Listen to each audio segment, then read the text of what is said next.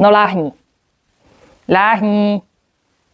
Ľahni si. No šikovný, tak šikovný, dobre. No pôvodne som na túto ukážku chcela použiť moje psy, ale prišlo mi to veľmi kruté.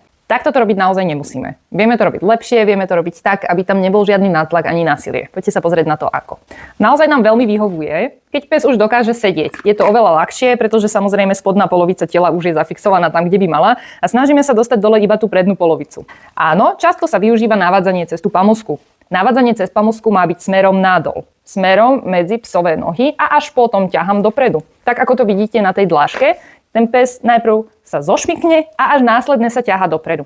V prípade, že tú pamosku neťahám priamo dole a až následne dopredu, ale robím to naopak, ťahám najprv dopredu a až potom dole, pes sa mi postaví na 4 nohy a je to oveľa náročnejšie následne ho položiť dole. Druhá vec. Niekedy sa stane, že ten pes naozaj nechápe tomu, že sa má znížiť až k tej zemi. Jednoducho je to pre nich náročné, nechápu to. Hlavne pre psíky, ktoré sú nižšieho vzrastu a už aj tak sú dosť nízko k tej zemi, nedáva im to veľmi zmysel. V tomto prípade robíme psíkovi fyzickú bariéru. Môžem to urobiť napríklad zo svojej nohy a tú pamosku mu podávam skrz moju nohu, pričom si dávam pozor, aby bola naozaj tak vysoko, aby ten psík bol nútený si ľahnúť. Takže či už použijete tú prvú alebo tú druhú metódu, obidve vás privedú k tomuto krásnemu výsledku ležania, bez použitia akéhokoľvek nátlaku na psa. Nekazíme si tým vzťah. Dajte mi vedieť, či bolo toto video pre vás užitočné, no a ak bolo, tak ma sledujte a možno dostanete nejaké ďalšie dobré rady v budúcnosti.